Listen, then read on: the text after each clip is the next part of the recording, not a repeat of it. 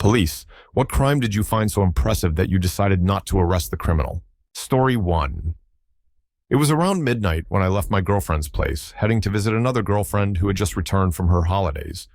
Feeling a bit tired and having had a drink earlier, I grabbed some beer to share later. As I approached the entrance to her house, a couple of policemen signaled me to stop for a check. I was exhausted and unsure if I had all my documents in order. The first officer, a young guy with a stern expression, approached my car and began asking about the beer.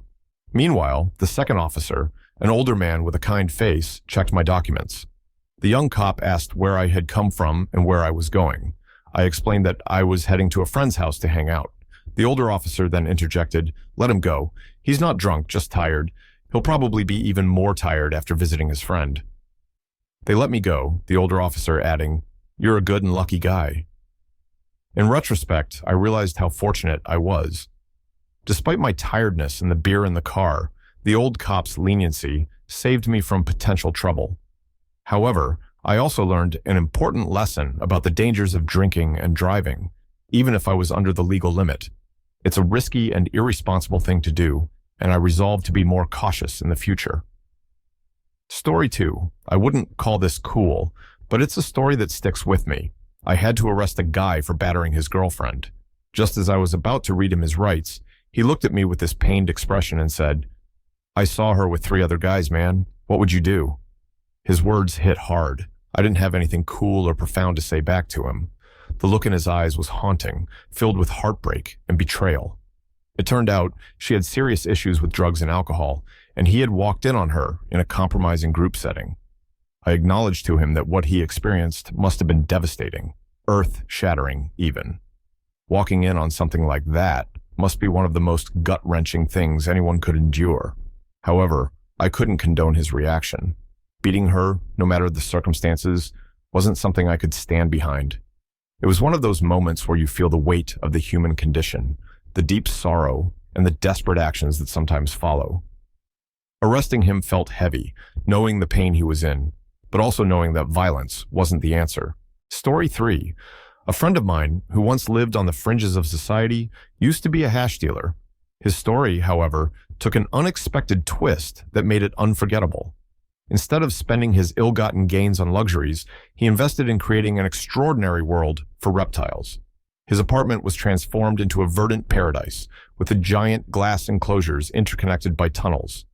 It was a lush, green world teeming with dozens of different reptiles, each enclosure meticulously designed to mimic natural habitats. When the police eventually busted him, the scene they walked into was nothing short of breathtaking. Cops, usually hardened by the grim realities of their job, were calling their colleagues to come and witness this incredible sight. Some even went to grab cameras, eager to capture the surreal beauty of this hidden ecosystem. This was the 90s, a time before smartphones and social media, so the spectacle was even more astonishing. Despite his arrest, the officers couldn't help but see him as the cool reptile guy, rather than just another drug dealer. His creativity and passion for his reptiles left a lasting impression, overshadowing his criminal activities. Story 4. It was the early 80s, and I was still a rookie, fresh into my law enforcement career. One evening, I was dispatched to a disturbance call. As I arrived at the scene, the sight that greeted me was a man on the ground and a woman standing over him, pummeling him with a baseball bat. Without a moment's hesitation, I ran up, grabbed the woman, and took the bat from her hands. I quickly handcuffed her, but she was crying, insisting, "You don't understand, he assaulted me last year." Skeptical but duty-bound, I checked it out. To my surprise, the man on the ground did indeed have an outstanding warrant for assault. Dispatch pulled up the report, and sure enough, she was the victim listed in the case. The EMTs arrived and checked the man out. He was very bruised, but not seriously injured.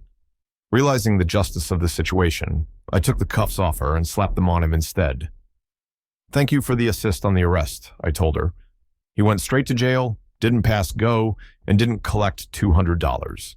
There's something satisfying about seeing an assaulter face the consequences of their actions. This time, he got a taste of his own medicine before going to jail." Story 5. My dad was a cop, and he once pulled over the local ice cream truck driver in our town because the guy failed to stop at a stop sign. While reviewing his papers, My dad realized the driver's license was expired and his permits to operate the ice cream truck hadn't been renewed yet for the summer. Instead of writing ticket after ticket and essentially ruining the man's yearly income, my dad gave him 2 weeks to sort everything out. The ice cream man got all his documents in order, and at the end of the summer, he dropped off 4 massive boxes of ice cream at our house as a thank you. I've never eaten so many screwballs in my life. This is a rare win for a cop. My dad's understanding and leniency helped the ice cream man keep his business going and make money that summer. It's a feel-good story that shows a little kindness can go a long way. Story 6. I'm not a cop, but I've had my fair share of run-ins with them during my wild youth, often getting off easier than I probably should have. One time, I was at a house party when the cops busted in. Most of the kids ran or hid, but I just walked calmly past the officers who were too busy with the chaos to notice me. Another memorable incident happened soon after the 4th of July. My friend and I were joyriding in a rural area, and we had some leftover fireworks in the car. We hadn't seen a car for miles, so I had the brilliant idea of Roman candle jousting. I held the candle outside the window and shot the sparks out in front of us, creating a colorful burst over the windshield as we drove through them. It was exhilarating. We did this twice and decided to go for one more round. Just as we passed a dark car on the side of the road, we realized it was following us fast. My friend floored it, and we sped up to 70 miles per hour. But the flashing lights came on, and we knew we were caught. We pulled over immediately. The cops confiscated our fireworks and told us we would be receiving civil fines in the mail. We waited anxiously for weeks, but those fines never came. It was a lucky break, one of many from those reckless days. Story 7. It was a chilly Christmas day many years ago, and I found myself speeding through the streets, late for my night shift at work. As I zoomed along, I suddenly saw the flashing lights of a police car in my rearview mirror. Ah, crap, I muttered to myself. Being a big black guy in a BMW with tinted windows, I knew this situation could look dodgy, especially in the UK. When the officer approached my car, I felt a knot tighten in my stomach. I apologized profusely and quickly explained my situation, showing him my details. To my relief, he understood that I was legit and not trying to pull a fast one. Then something unexpected happened. Instead of giving me a ticket, he said, "Follow me." He turned on his police car lights and led me through the traffic, clearing the way so I could make it to my night shift on time. His kindness and understanding left a deep impression on me. To this day, whenever I see him around, I make it a point to buy him a beer at the local pub. A small gesture of gratitude for his goodwill on that memorable Christmas day. Story 8. It was a tense evening when we got called to a domestic disturbance. The situation sounded messy. There had been an altercation between a husband and another man outside the home. The wife was present too, which always added another layer of complexity. When we arrived, the husband looked severely beaten. His face was swollen, and he had bruises forming all over. We started our usual protocol, talking to everyone involved to piece together what happened. The wife was distraught, but didn't have any visible injuries. The man who had been fighting with the husband turned out to be a friend of the couple. As we interviewed him, he seemed calm, almost amused, which was unusual given the circumstances. The allegation was that the husband might have assaulted his wife, prompting their friend to step in and beat the husband. Midway through our interviews, the husband, still dazed from the beating, suddenly ran inside the house and shouted at us to stay out. It was a bizarre move, but we stayed focused on our interviews. While talking to the friend, I couldn't help but notice the subtle smirks and laughs from my colleagues. It was evident that the husband had taken quite a beating, and the friend was unapologetically candid about it. Despite the severity of the situation, no one ended up getting arrested that night. It was a strange case, one where justice was meted out in the most unconventional way. Story 9. In my first year as an officer, I encountered a case that was as bizarre as it was impressive. It was a late night when we received a call about a car that had launched off a boat ramp. The driver, heavily intoxicated, had somehow managed to drive at about 50 miles per hour straight into the water, the car plunging into 20 feet of murky depths. The most astonishing part of the story was what happened next. The man, against all odds, swam out of the submerged car and ran a staggering 8 miles to his uncle's house. Once there, he stole his uncle's tow truck and drove it back to the boat ramp. With a determination that defied his drunken state, he swam back down to his car and hooked the tow cable to the axle. Unfortunately, his plan didn't go quite as he envisioned. The weight of the car pulled the tow truck into the water as well. By the time we arrived on the scene, we were greeted by the surreal sight of headlights barely peeking above the water's surface. The man, now exhausted, was passed out asleep on the dock, lying next to the scene of his incredible yet foolhardy endeavor. It was a case that left us all shaking our heads in disbelief and, admittedly, a bit of admiration for his sheer tenacity and resilience, even in the face of his own reckless decisions. Story 10. I'm the guy the cop let go that day. I was barreling down a notoriously steep hill on my bicycle, the wind at my back. A huge grin plastered across my face as I blew through a stop sign near the bottom. Suddenly, a cop car came screaming by, lights flashing and sirens blaring. He sped up the road ahead, flipped everything off, and pulled over waiting for me. As I rolled up to him, he waved me over. "Did you just blow through a stop sign up there?" he asked. "Yay, sorry, man," I replied, my heart sinking. "Crap, I was looking for a Porsche or something. Do you know how fast you were going?" I tried a goofy smile. I know how much fun I was having. 64 miles per hour is nearly triple the speed limit. That's so reckless. He started lecturing me on the fines, penalties, and insurance hikes I could face. Hell, a judge might even impose jail time. He paused, thinking for a minute. "You could have killed someone," he said seriously, then almost imperceptibly grinned. My record on that hill is 57. I went from nearly crapping myself to feeling immense relief in a single heartbeat. "I got a pretty good run at the top, and I think the wind is at my back today," I said. "Next time, stop at the intersection," he advised before getting back in his car and driving away. I always stop at intersections now. 64 miles per hour on a bicycle is insane, and I'm still in awe of the speed I managed to hit. It was exhilarating, but the scare was enough to keep me in check. Story 11. When I was 14, I thought I was the coolest kid around because I smoked. I figured my mom didn't know because, teenagers are so sneaky. My mom was dating a cop at the time, and on their date night, she left with a parting joke, "No smoking in the house." Hours later, I went to the apartment quad for a smoke, feeling rebellious and carefree. To my surprise, my mom and her police boyfriend came home early. My mom spotted me and yelled, "Are you smoking?" Being the little jerk I was, I replied, "Yeah, you said don't do it in the house." Her boyfriend, surprisingly laid back, said, Technically, he has your parental permission to smoke as long as it wasn't inside, so I don't even need to do anything about it." We eventually had a talk about the dangers of smoking. Typical parental stuff. But it didn't really stick. I was a stubborn teenager, and 2 years later, I got detained by campus police for smoking on school grounds during school hours.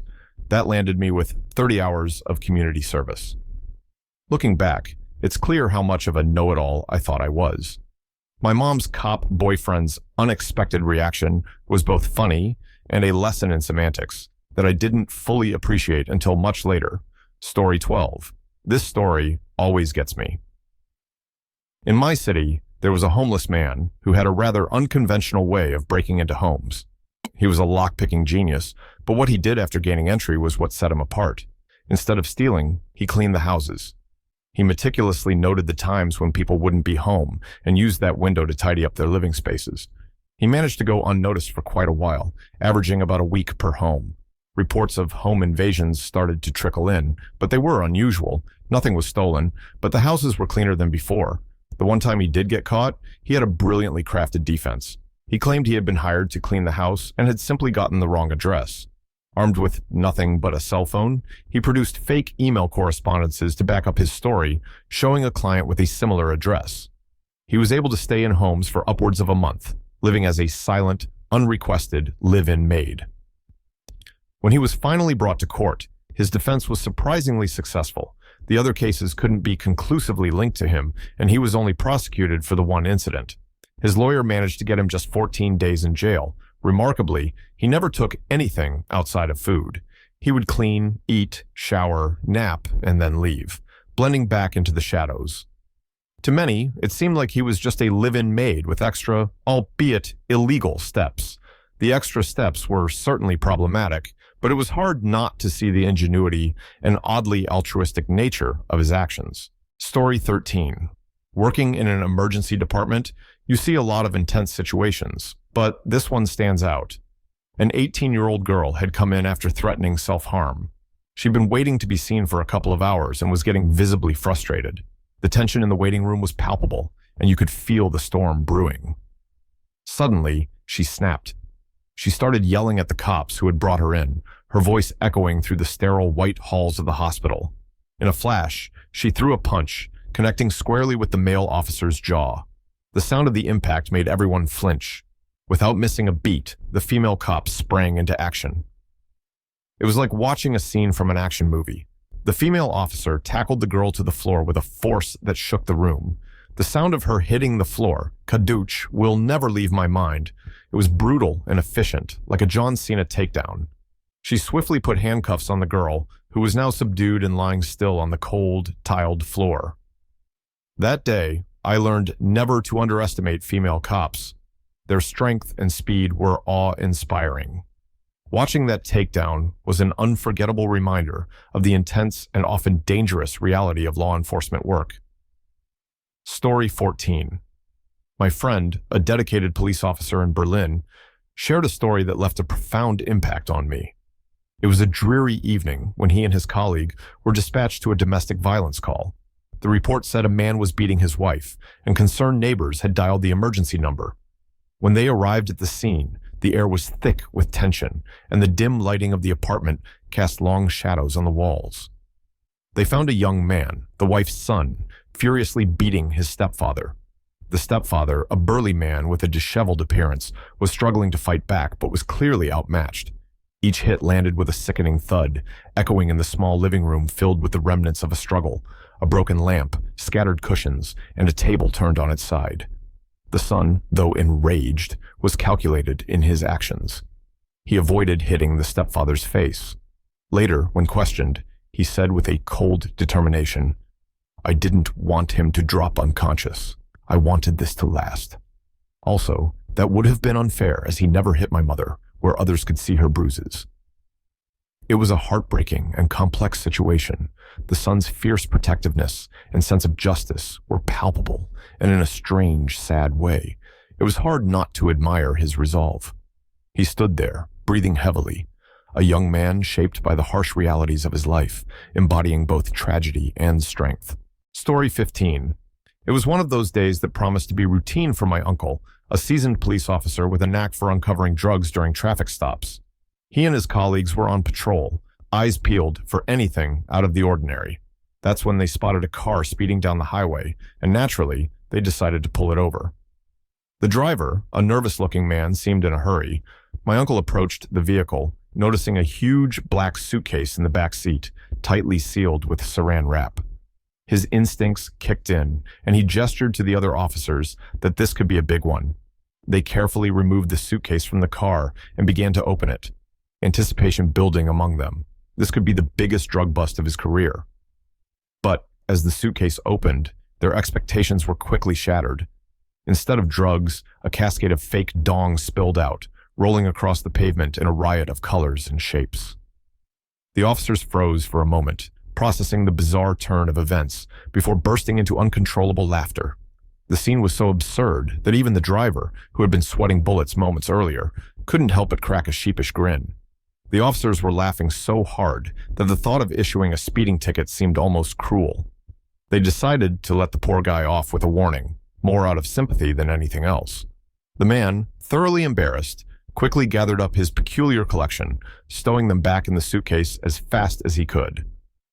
As he drove off, my uncle and his colleagues were left wiping tears of laughter from their eyes, pondering the strange circumstances that had led this man to carry a suitcase full of fake dongs in such a hurry. They never did find out his story, but the incident became a legendary tale among their ranks, a hilarious reminder that not every suspicious-looking suitcase is filled with contraband. Sometimes it's just a guy with a very unique hobby. Story 16. I'm not a cop, but I do have a crazy story about my ex-boyfriend and his bizarre camaraderie with a cop. I've talked about him many times before, but most of those posts are buried under years of online chatter. He was brilliant, but deeply troubled. In his early 20s, he got into drugs and ended up homeless, scavenging dumpsters for food and sellable items. One day, he found a set of lockpicks in a small leather case. Intrigued, he went to the library and used books and the internet to teach himself how to pick locks. The drug he was on made him incredibly focused, and his natural inclination for deep obsession kicked in. He spent countless hours hunched over locks, becoming a master at picking them. Soon, he began making keys as well. In drug dens, he was the guy in the corner, bent over a Dremel for days straight, crafting keys. It wasn't long before no lock could keep him out. Despite his new skill, he still had some morals intact. He decided to use his abilities on parking meters, seeing it as stealing from the man. He rationalized that paid parking, instituted during World War II to fund the war effort, should have been discontinued as promised by the government. His methods were varied. Sometimes he'd bash the meter over with a crappy car, toss it into the trunk, and speed off. Other times, he'd painstakingly hacksaw the metal pole. Some meters were simply locked to the pole, so he'd pick that lock and take the head. He would then retreat to a secluded location, often a flophouse, and copy the keyway. At the time, the meters in our town had only 3 or 4 master keys, so he soon had homemade keys to every meter in the city. He started pulling in $3 to $4 grand every time he went out. Private paid parking lots were his mother lode, with larger coins and bills. He paid people to spot, block sightlines, and drive him around. Word spread that he was the man to know if you wanted to be in on the action. With this positive attention, however, came the negative. There was an up-and-coming drug lord, the Fat Persian, name changed for privacy, from whom my ex often scored drugs. The Fat Persian was delighted by my ex's Robin Hood-esque antics and saw dollar signs. One night, my ex was at a flophouse, engrossed in his usual work with his Dremel, when someone handed him a phone. On the other end was a girl he knew, her voice urgent. "Get the hell out of there right now. They're on their way for you. You have maybe 5 minutes." Without asking questions, he handed back the phone, stuffed his belongings into his backpack, and slipped out the back door. He ran through backyards, putting as much distance as possible between him and the house. 4.5 minutes later, the door was kicked in by men in balaclavas with various weapons. They stormed the place, terrorizing the inhabitants, but my ex was long gone. The plan had been to kidnap him, take him to a dank basement, handcuff him to a radiator, and force him to make keys around the clock until he was no longer useful. When confronted later, the Fat Persian shrugged it off, saying, "Come on, buddy. You can't blame a guy for trying, can you?" Meanwhile, the cops, the city, and private parking companies were piecing together the puzzle. They knew someone was raiding their meters and getting away clean. Numerous arrests and near misses later, they knew who he was. It was just a matter of catching him red-handed. One of the private parking company owners began staking out his own properties, parking overnight in his lots, waiting and watching. Despite his efforts, he always seemed to be in the wrong place at the wrong time. Finally, he caught my ex with his hand in the change jar and called the cops. That night, the owner probably had the best sleep he'd had in months. The cops, particularly one who had many dealings with my ex, couldn't help but admire his ingenuity and guts. In the interrogation room, you'd have thought they were old buddies.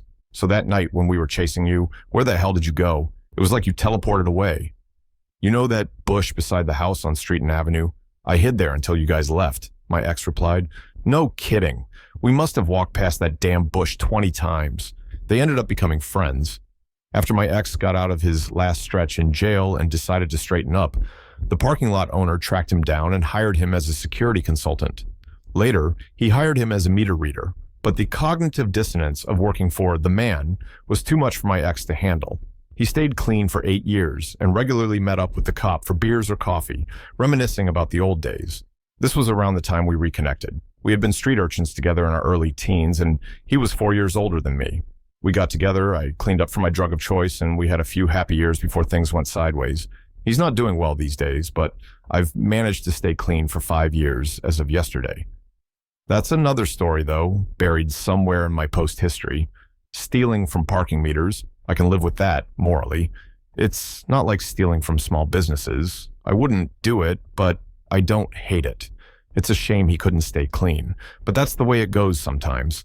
Addiction is brutal. It can ruin the best minds.